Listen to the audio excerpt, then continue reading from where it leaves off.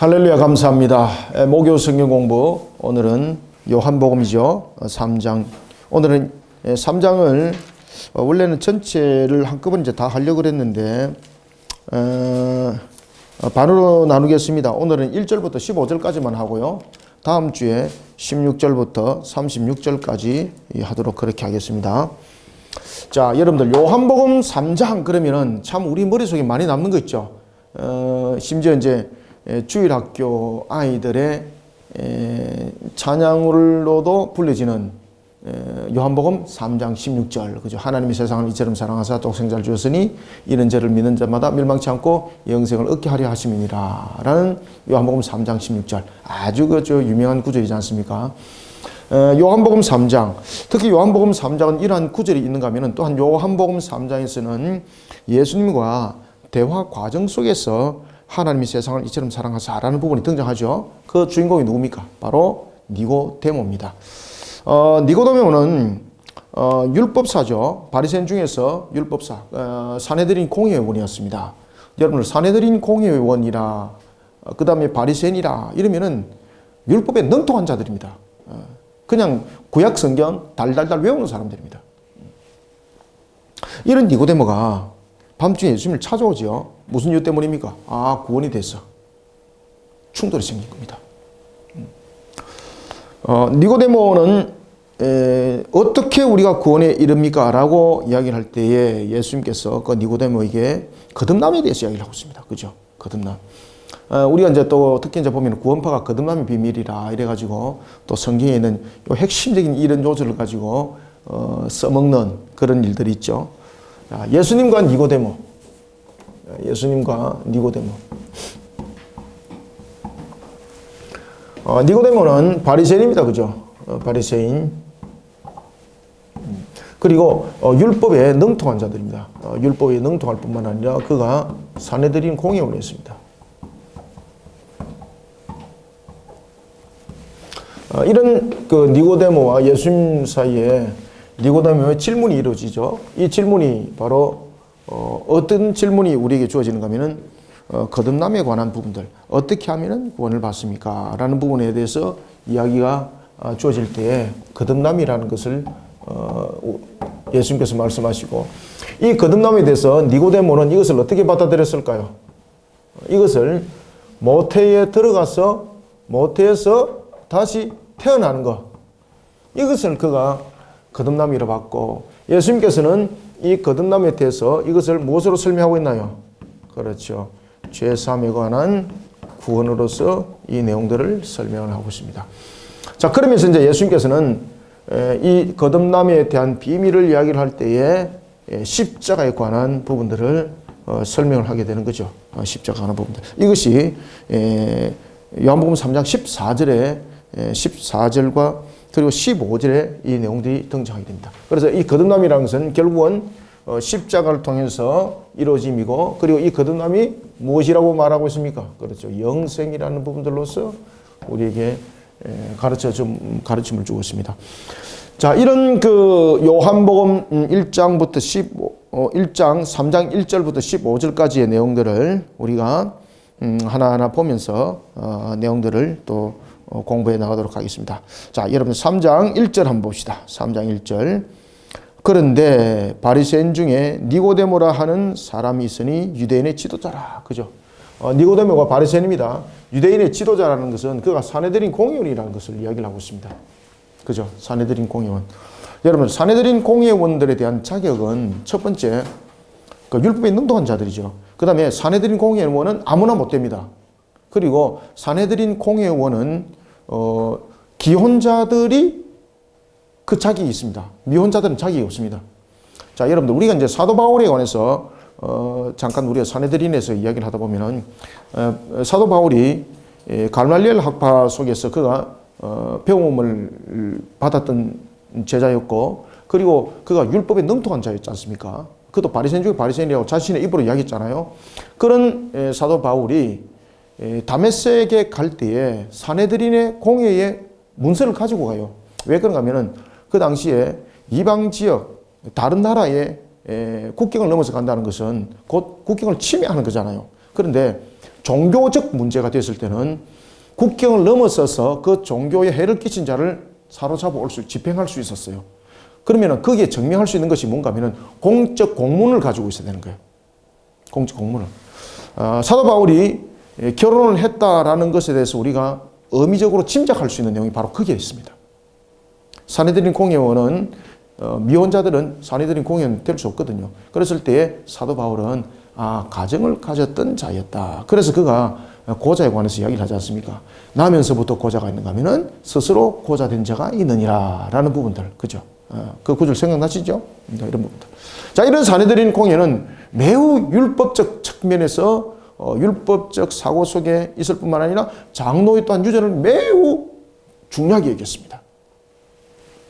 이런 사내들인 공회원이었던 니고데모. 그래서 유대인의 지도자다라고 말하고 있잖아. 그죠? 유대인의 지도자. 그래서 여기서 유대인의 지도자, 사내들인 공회원이라는 것을 알 수 있는 것은 무엇입니까? 그렇죠. 유대인의 지도자다. 유대인의 지도자는 어떤 사람이 유대인의 지도자예요? 사내들인 공회원이에요. 사내들인 공회원들. 자, 그가 밤에 예수님께 왔습니다. 왜 그가 밤에 왔을까, 여러분들요? 밤에 올 이유가 없죠. 그가 밤에 왔다는 이유는 우리에게 두 가지 의미를 담고 있죠. 밤에 온다는 것은 다른 사람이 들키지 않기 위해서. 그 다음에 또 밤에 왔다는 것은 이 문제를 풀기 위해서 매우 자신이 어떻게 된 상태라는 겁니까? 이 문제에 대해서 매우 자신이 공고한 상태에 놓여 있다는 겁니다. 공감에 놓여 있었다는 겁니다. 그래서 밤에 올 수밖에 없는 거예요. 이 밤이 지날 수가 없는 거예요. 저도 어저께 밤에 저도 오늘 새벽 한 1시에 자고 그리고 이제 교회 4시에 내려왔거든요.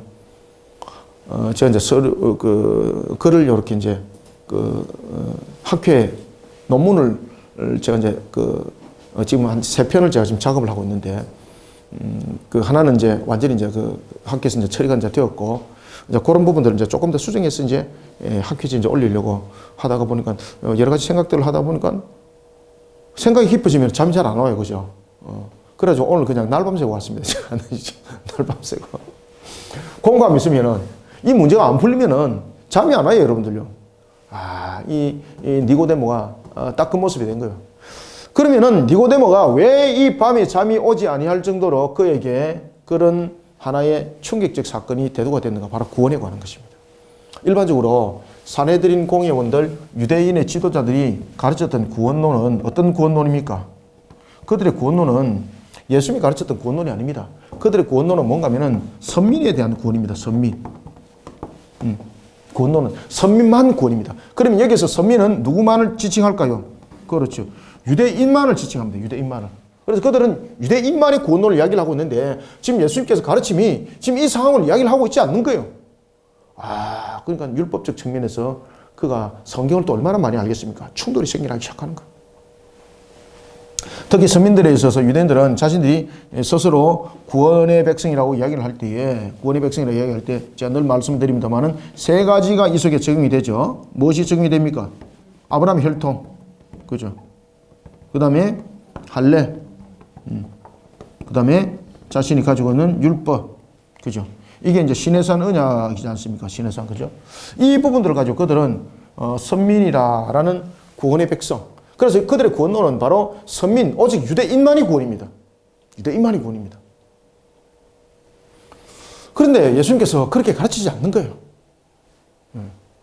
죄사함에 관한 것을 이야기를 하고 있고 회개하라, 천국에 가까이 왔느니라. 그들에게는 회개라는 것이 성립이 되지 않거든요. 천국이라는 부분에서. 이미 자신들은 천국 백성인데 이런 니고데모가 예수님께 찾아왔습니다. 2절 그가 밤에 예수께 와서 이르되 랍비여. 여기서 여러분들 랍비라 부르는 것은 니고데모의 지금 요한이 예수님을 니고데모가 랍비라 부르는 것은 물론 니고데모가 예수님을 그렇게 불렀다는 거죠. 그러면은 요한이 이렇게 쓴 이유가 있습니다. 그래서 요한은 보면은 단어를 쓸 때 보면은 지난주도 제가 말씀드렸죠. 그죠? 세메이온이라는 표적이라는 단어를 의도적으로 썼다. 요한은 마찬가지로 랍비라는 단어도 의도적으로 쓰는 겁니다. 이 랍비라는 단어를 통해서 그가 무엇을 말하고 있는가 하면은 이 니고데모의 상태를 설명하고 있습니다. 니고데모 상태. 랍비를 통해서 니고데모의 상태. 하나님이신 그분을 보고도 랍비라고 말할 정도로 그가 유대인의 지도자로서 사내들인 공회원으로서 그가 있지만은 그럼에도 불구하고 영적 무지. 그래서 여기서 랍비라고 부르는 것은 니고데모가 어떤 사람이라는 것을 말하고 있습니까? 이거는 니고데모뿐만이 아닙니다. 유대인들이 가지고 있는 전반적 부분에서 영적 무지 상태를 설명하고 있는 겁니다. 랍비여, 니고데모의 한계를 보여주고 있는 거죠. 우리가 당신은 하나님께로부터 오신 선생인 줄 아나이다. 하나님이 함께 하시지 아니하시면 당신이 행하시는 이 표적, 그죠? 이 표적. 그러니까 이 니고데모도 이런 상황적 측면에서 만약에 예수님이 일반적 그냥 보편적 랍비인 것 같으면은 이런 표적을 일으킬 수가 없는 거죠. 그러니까 이 니고데모에게 많은 충돌이 생길 수밖에 없는 것은 예수님의 가르침도 기묘하지만은 특히 표적에 대한 문제. 그들은 이 표적에 관해서 이야기할 때 메시아는 표적을 나타낸다 그랬거든요. 기적을 나타낸다. 그때 그들이 메시아과는 바로 정치적 군사적 측면에서의 하나님께서 주시는 능력으로서 이스라엘을 지켜나가고 해방하는 자로서의 메시아예요. 신성과 인성에 관한 제3이 아니에요. 그러니까 그런 부분에서도 이제 충돌이 생기는 거예요. 표적을 아무도 할 수 없음이니다. 표적을 통한 예수님의 이제 출처가 이제 그가 매우 또 충돌이 또 났던 것이죠. 가르침만이 문제가 아니었던 거죠. 가르침만을 만약에 이야기를 했다면은 자신들의 율법적 사고 속에서 예수님을 아마 공격을 했을 것입니다. 그런데 이 충돌이 생겨났던 가장 깊은 원인이 무엇입니까? 지금 예수님께서 무엇을 일으켰다는 겁니까? 그렇죠. 여기서 니고데모와 충돌이 일어난 겁니다. 여기서. 충돌이 일어난 겁니다. 이것은 우리가 기다렸던 메시아인가? 그러면 그가 말하는 구원론은 무엇인가? 이게 진짜 충돌이 생긴 거예요. 이게. 묻습니다. 당신이 행하시는 이 표적을 아무도 할 수 없음이니다. 그죠? 예수께서 말씀하십니다. 그러면 여기서 왜 지금 여기서 보면은 니고데모가 예수님은 당신은 행하신 이 표적을 아무도 행할 수 없습니다라고 말했는데 예수님께서는 지금 보면은 표적에 관해서 이야기를 안 하고 뜬금없이 거듭남에 대해서 이야기를 해요. 지금 니고데모에 대한 말과 예수님의 지금 답변이 지금 서로 간에 충돌이 생겨요. 완전히 딴 방향으로 가고 있어요. 그죠? 그런데 이거 딴 방향으로 가는 것이 아니죠. 이 속에서 여러분 요한이 지금 무엇을 증가하고 있는가 하면 니고데모가 예수님께 그 질문을 할 때에 예수님은 어떤 이유 때문에 니고데모가 자신에게 온 것인지 알고 있었다 몰랐다? 알고 있었다는 거죠. 그래서 예수님께서 이렇게 답변했다는 거죠. 벌써 이 답변에서부터 니고데모는 깜짝 놀라는 거예요. 왜 그런가 하면 자신이 사실은 속에 담아있던 내용들, 예수님의 가르침에 관한 부분들. 지금 예수님께 그가 당신이 행하신 이 표적은 아무도 할 수 없습니다. 라는 부분에 대해서 그가 이야기를 할 때에 그리고 랍비라는 이야기를 통해서 이런 내용들을 그가 접목시켜서 나올 때에 예수님의 가르침에 대해서 예수님의 구원론에 관해서 사실은 이 의문점이 있기 때문에 이 질문을 지금 하려고 전초를 지금 깔은 것이거든요. 그러나 예수님께서는 이미 아시고 니고데모에게 답을 줘버리는 거예요. 그러니까 니고데모가 깜짝 놀라는 거예요. 그래서 요한은 이런 부분들을 많이 강조를 합니다. 요한이.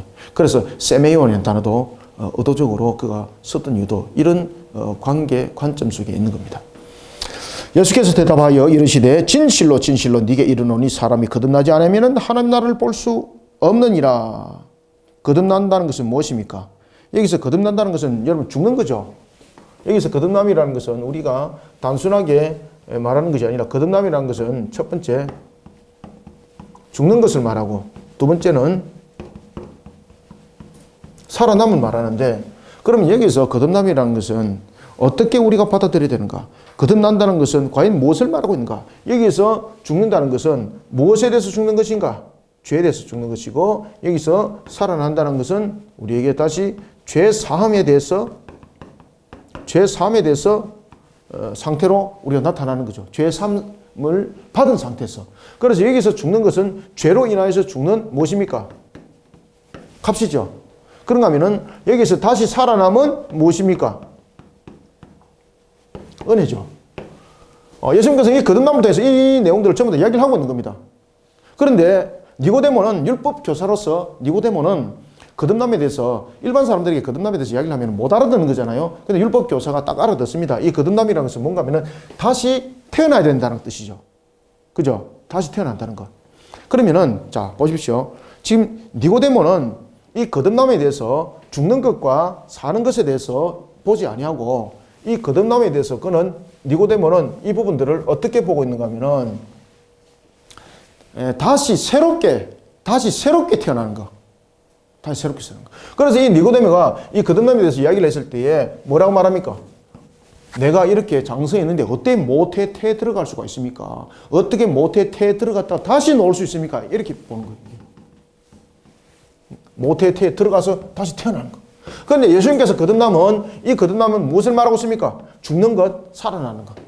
그러면 죽는 것은 무엇에 대해서 죽는 겁니까? 죄에 대해 값으로 죽는 거예요. 그러면 살아나는 것은 무엇입니까? 하나님의 은혜로서 죄 사함을 받은 상태 속에서 영생으로서 다시 살아나는 것. 그죠? 이것을 거듭남에 대해서 이야기를 하는 겁니다. 그래서 거듭남이라는 것은 값과 은혜가 그 속에 있는 거죠. 맞죠? 그죠? 값이라는 것은 죄의 삭은 사망이라 그 죄의 삭으로서 죽는 것이고 그리고 다시 우리에게 죄 사함을 통해서 살아나는 것. 그래서 이 거듭남이라는 것은 우리에게 신앙적 측면에서 우리에게 따진다면 십자가와 무엇이 있습니까? 그렇죠. 십자가와 부활입니다. 십자가 부활. 이 거듭남의 비밀은 십자가만 있는 것 아닙니다. 거듭남의 비밀은 부활만 있는 것 아닙니다. 거듭남의 비밀은 항상 무엇이 있어야 됩니까? 그래, 십자가와 부활입니다. 이것이 거듭남입니다. 이게 거듭남의 비밀입니다. 십자가는 무엇입니까? 죄의 값으로 죽는 거예요. 그죠? 그럼 거듭난다는 것은 다시 살아나야 되는 거잖아요. 부활. 그래서 저주의 삭을 끊는 것. 이 부분을 그가 이해를 못하는 거죠. 왜? 유대인들이 가지고 있는 서민사상의 구원론 속에 젖어들어 있는 그에게 거듭남을 이야기를 했을 때 이 상태는 설명이 안 되는 겁니다. 그래서 그는 이 거듭남을 어떻게 지금 해석하고 있습니까? 모태에 들어가서 다시 태어나는 거. 근데 내가 이렇게 지금 장성한 분량이 되어 있는데, 장성한 사람이 되는데, 어머니 자궁을 통해서 어떻게 지금 뱃속에 내가 들어갈 수 있습니까, 이거? 논리적으로 맞습니까? 지금 이렇게 되는 거죠. 그러니까 예수님께서 뭐라고 가르칩니까? 불과 물과 성령으로. 무엇으로? 거듭남은 물과 그 다음에 성령으로만이 된다라고 말하고 있는데 이것이 무엇이에요? 이게 죄사함이 죄사함. 거듭남이라는 것은 바로 죄사함 속에 있는 것이다. 그래서 이 거듭남이라는 것은 바로 죽는 것과 살아남에 대해서 이 두 내용들을 함께 담고 있는데 이것이 십자가 사건과 부활 사건입니다. 이것을 예수님께서 3장 14절과 15절에서 이야기를 해요. 자, 보겠습니다. 3절 예수께서 대답하여 이르시되 진실로 진실로 네게 이르노니 사람이 거듭나지 아니하면은 하나님의 나라를 볼 수 없느니라. 이때에 니고데모가 말합니다. 4절 니고데모가 이르되 사람이 늙으면은 어떻게 날 수 있사옵나이까? 두 번째 모태에 들어갔다가 날 수 있사옵나이까? 아멘. 녹화되죠? 음량? 오케이. 예. 니고데모가 이와 같이 거듭남에 대한 부분들을 이야기를 할 때에 인간이 가지고 있는 제한적 지식으로 하나님의 일을 이해를 하려고 하는 거예요. 인간적 제한적 지식을 가지고. 이런 인간적 제한적 지식을 가지고 하나님의 나라에 이해를 하려고 하니까 이것이 이해가 되겠습니까? 이해가 안 되는 거예요. 그러니까 그가 뭐라고 말하는가 하면은 모태에 다시 어떻게 내가 들어갈 수가 있습니까? 말도 안 되는 소리 하지 마십시오. 이 말인 거죠. 그러니까 예수님께서 5절에서 이렇게 말해요. 예수께서 대답하시되 진실로 진실로 네게 이르노니 사람이 물과 성령으로 나지 않으면 하나님 나라에 들어갈 수 없느니라. 자, 그러면 이 거듭남이라는 것은 바로 무엇을 말하고 있는 겁니까? 죄사함을 말하고 있는 거죠. 죄사함. 죽는 것, 살아나는 것. 그죠? 거듭남. 거듭남. 그래서 이 거듭남의 비밀은 십자가와 부활입니다. 십자가와 부활. 십자가와 부활 속에 이 거듭남의 비밀이 있는 겁니다. 예수님께서 이 거듭남에 대해서 이야기를 할 때 그가 이해를 할 수가 없었던 것은 이런 유대리즘 속에 사로잡혀 있던 그의 모습이 강했기 때문입니다. 이 거듭남. 이 거듭남에 대해서 이야기할 때에 예수님께서는 이 거듭남에 대해서 이야기할 때에 무엇입니까? 죄의 값에 대해서 사망을 말하고 있고 그리고 다시 살아남에 대해서 말하고 있죠. 그런데 니고데모는 이 거듭남을 어떻게 보고 있습니까? 죄의 값에 대해서 죽고 그 다음에 다시 살아남에 대해서 말하고 있지 않고 니고데모는 모태에게 들어가는 거. 모태 자궁을 통해서 다시 이 배 안으로 들어가는 거.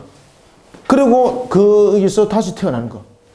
이렇게 육적 측면에서 이 내용들을 그가 보는 것은 이런 선민적 사상 속에 사로잡혔기 때문에 이 영적 무지가 열리지 않는 겁니다. 영적 무지가 열리지 않는 겁니다. 그래서 예수님께서 말씀하십니다. 거듭남이란 무엇인가? 죄의 값에 대한 사망이고 다시 살아남인데 이것이 바로 물과 성령으로 가능하다는 거예요. 물과 성령. 물과 성령. 물은 무엇입니까? 씻음. 그죠? 씻음에 관한 거. 우리가 일반적으로 말하면 세례라고 말하죠. 죄에 대해서 씻음을 받아야 되는 거죠. 죄에 대해서. 그러면은 물과 성령이라는 것은 무엇인가 하면은 이 성령을 통해서 죄의 값이 사망인데 그러면은 우리가 죄를 씻음 받는 것은 우리의 능력으로 되는가? 우리의 지식으로 되는가? 우리의 의지로 되는가? 된다 안 된다? 안 된다는. 그래서 물과 성령으로 거듭나면 이 성령은 무엇입니까? 하나님 일하심이죠. 그죠? 그러면 결국은 우리가 거듭난다는 것은 예수님께서 무엇을 말씀하고 있습니까? 지금 이 니고데모가 가지고 있는 무엇을 지금 깨뜨리고 있어요? 율법적 사고 지식을 깨뜨리고 있어요, 지금. 유대리즘의 율법 사상을, 율법적 사고, 유대리즘을 깨뜨리고 있어요. 그들의 잘못된 구원론. 그들의 구원론은 무슨 구원론입니까? 선민에 대한 구원론. 이것을 물과 성령을 통해서 이것을 깨뜨리고 있는 거예요. 그런데 영적 무지 속에 있는 니고데모가 여전히 가르쳐주고 있는데도 불구하고 못 깨닫는 거. 그러니까 예수님께서 뭐라고 말씀하십니까? 네가 율법의 교사면서도 이것도 못 깨닫느냐 이 말입니다. 그죠? 이 본문들 잘 해석하셔야 됩니다. 물과 성령으로 나지 않으면 하나님의 나라에 들어갈 수 없다는 것은 바로 죄의 회개함인데 죄에 대해서 씻음이죠. 그런데 죄를 누가 씻어주는가? 하나님 일하심. 그래서 결국은 죄의 씻음에 관해서 이야기할 때에 하나님의 전적인 은혜. 우리가 죄사함을 받는 것은 그러면은 우리의 어떤 사고와 지식과 유대리즘에 가지고 있는 유대인들이 가지고 있는 아브라함의 무슨 혈통에 대한 문제, 그리고 할례에 대한 문제, 그리고 율법에 관한 문제로서의 이 부분들이 아니라 하나님의 전적인 은혜로서 하나님의 일하심으로 죄사함을 받는다는 거예요. 그것이 거듭남이라는 거예요. 이해되셨죠? 그죠? 아주 중요한 그 신학적 요소를 좀 담고 있습니다. 그러면서 7절 보세요. 6절 보세요. 육으로 난 것은 육이요 영으로 난 것은 영이니. 여기서 여러분 육으로 났다는 것은 무엇입니까? 여기서 육으로 났다는 것은 이게 타락이죠. 타락. 육으로 난 것. 인간의 본성이 이제 전적 타락에 이르겠다는 겁니다. 그죠? 육으로 난 것. 육으로 난 것. 자, 육으로 이제 우리가 난 것은 우리가 아담을 통해서 우리가 창세기 여러분 5장에 보시면은 아담은 하나님의 형상으로 지은 바가 되었고라고 말씀을 주고 있죠. 그러면서 아담이 이제 후손에 대해서 이야기할 때에 셋은이라고 말하면서 이제는 하나님의 형상이라고 말하지 않아요. 그것은 바로 무엇을 말하고 있는가 하면은 아담은 죄 없는 상태로서 하나님께서 창조했지만은 아담이 죄를 범한 이후에 그 후손들은 육으로 난 것이 된다는 겁니다. 그래서 이것이 그냥 타락한 상태에서 태어나는 것이 아니라 전적 타락에 대한 부분들로서 인간이 태어남에 대해서 이야기를 하고 있습니다. 그래서 육으로 난 것은 육이요 영으로 난 것은 영이다 라고 말하는 거죠. 따라서 우리는 전적 타락 상태에 놓여 있는 우리가 스스로 우리가 존재적 측면에서 선민이다 말할 수 있는가 말입니다. 말할 수 없다는 거예요.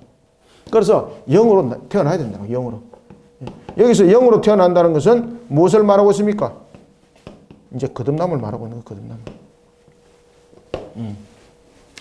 우리가 아담의 죄로 인하여서 육으로 난 것은 누구도 마찬가지다. 유대인도 마찬가지다. 유대인도. 근데 여기서 너희들이 구원받은 자라고 서민이라고 말할 수 있는 그 건덕지가 어디 있느냐 말이에요. 하나도 없는 거죠. 여러분, 이 사도 바울이 보면 로마서에서 이야기를 하고 있거든요. 그래서 사도 바울이 로마서에서 이신칭의를 가르치는데 그것을 가지고 마치 사도 바울이 만들어낸 신학인 것처럼 그렇게 사람들이 호도하고 있는데 그 성경 지식 너무 없는 무지한 자들이 그렇게 이야기를 하는 겁니다. 지금 여러분들 이 요한복음의 이 내용들을 보면은 마치 무엇을 보는 것 같습니까? 로마서를 보는 것 같지 않습니까? 이미 예수님께서 그렇게 가르침을 줬던 것을 사도 바울이 아라비아에서 3년을 배웠고 그리고 신학적 정립을 자신의 고향인 다소에서 완전히 신학적 정립을 놓은 상태에서 그러한 신학적 개념을 가지고 복음을 전파하면서 교리적 측면에서 가르쳐 나갔던 것이죠. 이런 부분들이 이미 예수님 입에서 다 나왔던 거예요. 이게 전부 다. 예수님 입에서. 그래서 예수님께서도 말씀하십니다. 육으로 난 것은 육이요 영으로 난 것은 영이다. 우리는 영적 출생이 이루어져야 된다. 그러면은 무엇을 말하고 있습니까? 영적 출생이라는 것은 결국은 율법적 사고 속에서 유대리즘 속에 가지고 있는 잘못된 선민사상, 다시 말하면 아브라함 혈통적 구원론, 할례 율법적 구원론을 말하고 있는, 그러면서 그것을 가르치고 있는 니고데모, 구원론이 얼마나 잘못된지 지금 지적하고 있는 상황이죠. 어렵지 않죠, 이 본문, 그죠? 그래서 이 가르침에 대해서 명확하게 알게 되면은 이 본문들이 매우 은혜스럽다는 것을, 매우 신학적이라는 것을, 매우 정확하다는 것을 우리가 이제 알 수 있는 거예요. 구원론적 측면에서. 7절.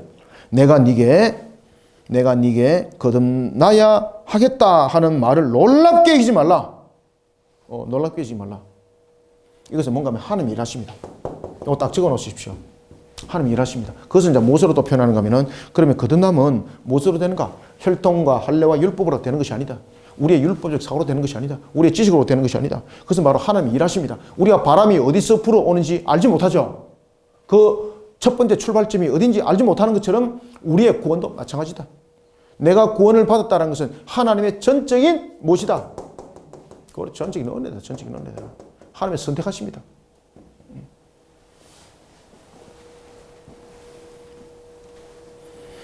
8절. 바람이 임의로 불매 네가 그 소리를 들어도 어디서 와서 어디로 가는지 알지 못하나니 성령으로 난 사람도 다 그러하니라. 아멘. 보십시오. 예수님께서 얼마나 지금 멋지게 이 말씀을 주고 있습니까? 그리고 지금 요한이 얼마나 진짜로 이것을 신학적으로 정립을 잘하고 있습니까? 우리의 죄사함에 관해서 이야기할 때 이 죄사함은 하나님의 전적인 은혜라는 것을 무엇으로 설명하고 있습니까? 바람이 부는 것으로 설명합니다. 바람이 부는 것. 바람이 부는 근원이 어디에 있는가? 아무도 모른다. 아무도 모른다. 그러면 죄사함은 혈통과 할례와 율법이 아니라는 거예요. 오직 누구에게 있다? 죄사함은, 그렇죠. 오직 죄사함은 하나님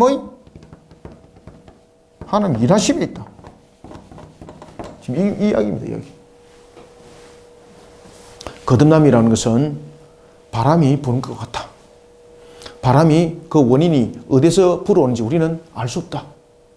그것처럼 우리의 구원은 너희들이 율법적 가르침 속에 있었던 그런 유대리즘 속에서 아브라함 혈통, 할례, 율법 그것을 주장하고 있는데 아니다. 구원은 누가 구원을 받았다, 누가 구원받지 못했다라는 것을 우리의 지식으로 판단할 수 없다. 그리고 혈통으로 절대 말할 수 없다. 이것을 육적 이스라엘 측면에서 말할 수 없다. 왜? 육적 이스라엘도 전부 다 죄인이다. 전부 다 죄인이다. 영으로서 거듭나야 된다. 영으로서. 그럼 이 영으로 거듭난다는 것은 무엇인가? 하나님께서 구원할 자를 그렇게 택하셨다는 겁니다. 그래서 우리의 구원은 하나님의 전적인 은혜로 말미암아 이루어진다는 것을 바람이 어디서 부는지 알 수 없는 것처럼 이것이 거듭남의 비밀이다라고 예수님께서 말씀을 하고 있는 겁니다. 이해되셨죠? 그래서 바람이 임의로 불매 네가 그 소리를 들어도 어디서 와서 어디로 가는지 알지 못하나니 성령으로 난 사람도 다 그렇다. 성령으로 난 사람은 누굽니까? 성령으로 난 사람은 바로 구원받은 자들입니다. 앞에서 제가 물과 성령 말씀드렸죠, 그죠? 죄사함을 받은 자들. 그래서 성령은 하나님이 일하십니다. 하나님 일하심.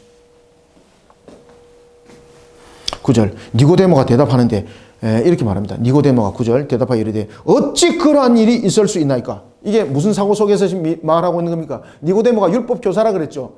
바리새인이라 그랬죠. 공회원이라고 말하고 있었죠. 지금 니고데모가 왜 이렇게 이름을 대답을 하겠습니까? 그렇죠. 유대 사상에서 지금 이야기를 하고 있다니까요. 유대 사상에서 어찌 그런 일이 있을 수 있나이까? 없다는 거죠. 왜? 혈통의 구원, 할례, 율법 이것으로 유대인들은 선민이라는 것으로서 자신들은 또한 배워왔고 가르치고 있습니다. 그죠? 그들은 전통 속에서 또한 지금까지 태어났고 또한 선조로부터 가르침을 받았습니다.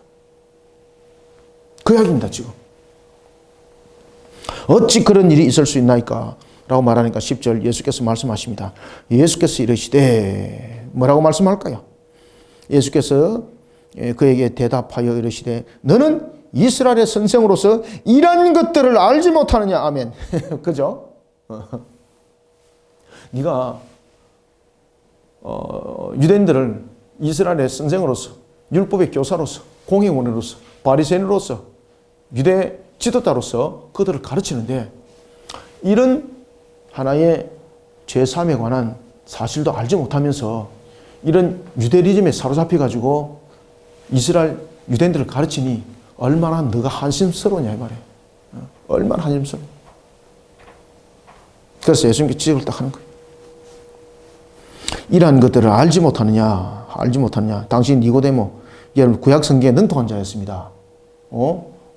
그냥 이들은요 구약 성경 그러면은 그냥 끝페이지부터 끝페이지까지 외우는 사람들입니다. 그러면서 예수님께서 또 11절에서도 이렇게 말씀하세요. 진실로 진실로 너에게 네게 이르노니 우리는 아는 것을 말하고, 여기서 이번 아는 것은 무엇입니까? 아는 것을 말하고 본 것을 증언한다는 것은 무엇이에요? 실질적인 사실이에요. 지금 예수님께서 말씀하시는 이 권론이 실질적이고 사실이라는 이야기예요. 실질적 사실. 여러분들, 예수님께서 우리가 아는 것은 하나님이신 그분으로서 아는 거죠. 예수님은 여기서 무엇을 지금 말하고 있습니까? 우리는 본 것을 말하고 우리는 아는 것을 말한다는 것은 단순하게 배워왔다는 것을 말하고 있는 것이 아닙니다. 지금 여기서 말하는 것은 예수님의 신성을 강조하고 있습니다. 신성을. 예수님은 우리의 죄사함에 대해서 중보자로 이 땅에 오실 때에 어떤 중보자입니까? 그렇죠.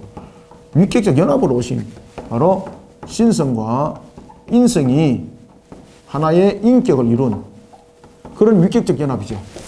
그죠?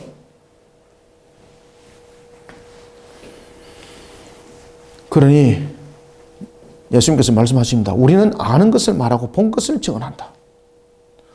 여기서 알고 보는 것이라는 것은 세상적으로 본 것입니까? 세상적으로 배운 것입니까? 아니죠. 지금 무엇을 말하고 있습니까? 하나님이신 그분을 지금 말하고 있습니다. 하나님이신 그분이 정하신 것을 인간적 한계를 가지고 있는 이 모습을 가진 니고데모가 오히려 예수님께 가르치려고 그러는 거죠. 그래서 우리는 아는 것을 말하고 본 것을 증언한다는 것은 자신이 세상 속에서 배워왔던 것들, 세상 속에서 본 것, 이거 말하는 것도 아닙니다. 하나님이신 그분으로 그 자체적으로 아는 것. 하나님께서 우리를 구원을 어떻게 하기로 했다는 것은 하나님만이 전적으로 아는 거죠. 그죠. 그 다음에 또한 본 것은 증인이죠. 본 것을 증언하노라. 그러나 너희가 우리의 증언을 받아들이지 아니하는도다. 그죠. 이것이 이제 영적 무지 속에 빠지는 유대리즘 속에서 이런 사고가 키워졌다는 겁니다. 알지 못한도다. 그래서 12절 보세요. 재밌습니다. 내가 땅의 일을 말하여도 너희가 믿지 아니하거든 하물며 하늘 일을 말하면 어떻게 믿겠냐. 이 말이 무슨 말일까요, 여러분들요? 굉장히 이 부분들이 의미가 있습니다. 굉장히 중요한 내용들을 지금 제가 지금까지 이야기했던 것을 지금 이 한 절에서 설명 싹 다 하고 있습니다. 여러분들, 여기서 왜 예수님께서 땅의 일과 하늘의 일을 이야기를 했을까요? 지금 왜 여러분 요한이 이렇게 내용을 썼을까요, 여러분들요?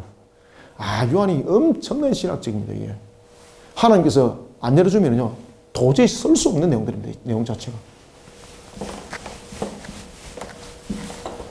자, 예수님께서 이렇게 말씀하세요.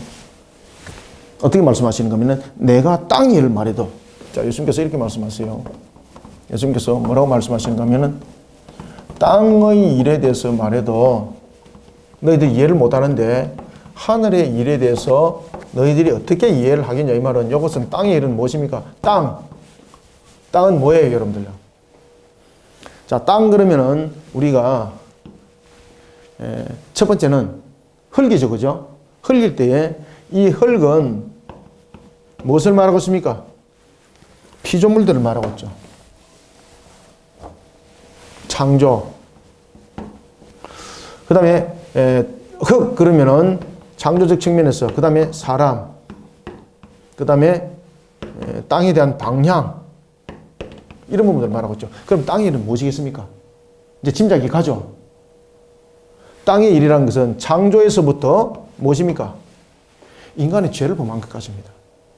그럼 여기서 땅의 일과 하늘의 일을 비교를 해보면은 창조에 관해서 이야기를 하지 않고 대칭 구도적 측면에서 보면은 지금 무엇을 말하고 있다는 것이 초점이 맞춰집니까? 그렇죠. 사람에 관해서 이야기를 하고 있다는 겁니다. 그럼 이 땅의 일이라는 것은 뭔가 하면은 바로 죄에 관해서 내용을 설명하고 있습니다. 죄. 땅의 일. 다시 말하면은 인간이 멸망에 이르게 한 증거. 그죠? 멸망에 이르게 됐던 이유. 바로 아담의 죄. 아담의 죄와 그리고 이 아담의 죄가 자 피조 상태 속에서 사람에게 창세기 5장이 무엇을 말한다 그랬습니까? 증거에 대해서 이야기를 하고 있다는 거죠. 그래서 이 땅의 일이라는 것은 아담의 죄가 어떻게 됐다는 것을 설명하고 있습니까? 그렇죠. 증가됨. 이 속에는 누구도 예외가 아니다. 육적 이스라엘. 육적 이스라엘도 예외가 아님. 이 속에 전부 다 묻어있다. 이 속에. 그런데 이런 땅의 일도 모르면서 하늘의 일이라는 것은 이제 방금 잡히죠. 하늘의 일이라는 것은 무엇입니까? 앞에도 아까 중에 이 땅의 일과 하늘의 일은 두 가지 측면에서 대칭 구도를 삼습니다. 이 땅의 일은 바로 육적인 것이었고 하늘의 일은 무엇입니까? 그렇죠. 맞습니다. 지금 이렇게 연결되는 겁니다. 이게. 따라서 이 하늘의 일이라는 것은 바로 구원에 관한 겁니다. 구원. 그럼 여기서 구원은 무엇인가 하면은 하나님의 전적인 은혜로 말미암아 구원이 이루어지는데 이 구원론에 관해서 이야기를 하는데 하늘의 일을 말하게 되면은 결국은 자신들이 가지고 있는 이런 유대리즘에 가지고 있는 유대인들의 사상의 구원론, 이 구원론이 틀렸다고 가르치고 있고 이것을 바르게 가르치고 있는 것을 어떻게 너희들이 이해를 하겠냐 이 말이에요. 유대인들도 전부 다 이런 아담의 죄로 증가하여서 모두 다 죄인이라는 것을 땅의 일도 모르면서 어떻게 이 구원에 관해서 이야기할 때에 거듭남에 대해서 내가 이야기한들 너희들이 이해를 하겠느냐? 이해를 못하는 거죠. 지금 이해되고 있죠, 그죠? 그래서 이 내용들을 설명하고 있는 겁니다. 너희들이 땅의 일도 모르는데 하물며 어떻게 하늘의 일들을 너희들이 알 수 있겠냐 이 말은 바로 이와 같이 스스로 자신들이 선민이라고 여기면서 아담으로 인하여서 죄가 전가된 것은 이스라엘도 예외가 아니고 모든 인류가 죄인이라는 겁니다. 모든 인류가 죄인인, 모든 인류가 죄인이라는 겁니다. 그런 그 속에 이 거듭남에 관한 부분들이 결국은 이 구원론에 관한 것은 하늘의 일이라는 것은 죄사함이죠. 죄사함. 죄사함에 대해서 이 거듭남의 일들을 이야기를 할 때 어떻게 너희들이 알아들 수 있는가? 그래서 이것이 물과 성령의 일인데 이해를 할 수 없다는 것이죠. 자, 오늘 본문이 이제 이야기를 하고 있는 겁니다. 그래서 땅의 일을 말하여도 너희가 믿지 아니하거든이라는 것은 인간이 모두 다 죄인이라는 것. 그 다음에 하물며 하늘의 일을 말하면이라는 것은 하늘의 일은 뭐가 연결된다 그랬습니까? 구원론. 그죠? 하나님의 전적인 은혜로 말미암아 일어나는 이 구원론. 혈통과 할례와 율법의 구원이 아니라 유대인의 구원이 아니라 육적 이스라엘의 구원이 아니라 죄사함의 구원. 죄사함의 구원이라는 것을 어떻게 너희들이 알겠냐 이 말이야. 하늘의 일을. 하물며 하늘의 일을 말하면 어떻게 믿겠느냐. 그래서 13절 하늘에서 내려온 자 곧 인자 외에는 하늘에 올라간 자가 없느니라. 이것은 예수님의 존재를 지금 설명하고 있는 거예요. 예수님의 존재. 그리고 이제 14절부터 이제 15절에서 어떤 사건을 설명하고 있습니까? 십자가 사건입니다. 십자가. 그러면 이 죄사함은 어떻게 일어나는가? 이 죄사함은 바로 어떻게 일어나는가? 십자가. 십자가에서 대속을 이루고 그리고 이 저주 상태에서 그저 죽음 상태로만 있었던 것이 아니라 부활함으로써 우리가 영생에 이르는 하나의 부분들이 된다는 겁니다. 그리고 예수님께서는 이 단순하게 그저 죽은 것이 아니라 아담의 죄를 대속함으로 죽은 것이었고 그리고 또한 부활도 아담으로서의 부활이죠. 그렇기 때문에 이 부분들은 대표성을 가지고 있는 겁니다. 대표성을 가지고 있는 속에서 머리로서 대표성으로서 그리고 머리로서의 그 내용들을 담고 있을 때에 예수님께서 이루신 십자가의 대속과 부활은 또한 우리에게 믿음으로써 이것이 우리 속에 죄가 증가된 것처럼 의의 증가가 일어난다는 겁니다. 그래서 여기서 증가는 무슨 증가입니까? 그렇지. 여기서는 죄의 증가인데 여기서는 증가가 무슨 증가입니까? 그렇죠. 딱 써놓으세요. 의의 증가. 의의 증가.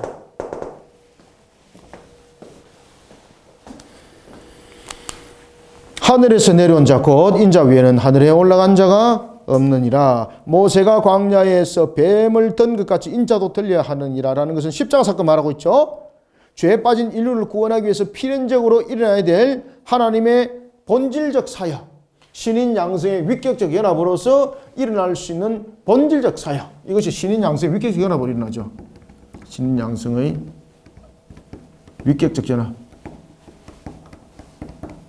이 신인 양성의 위격적 연합이 이루어져야만이 하나님의 무한하신 진노의 값을 함께 갚아남이죠. 그죠?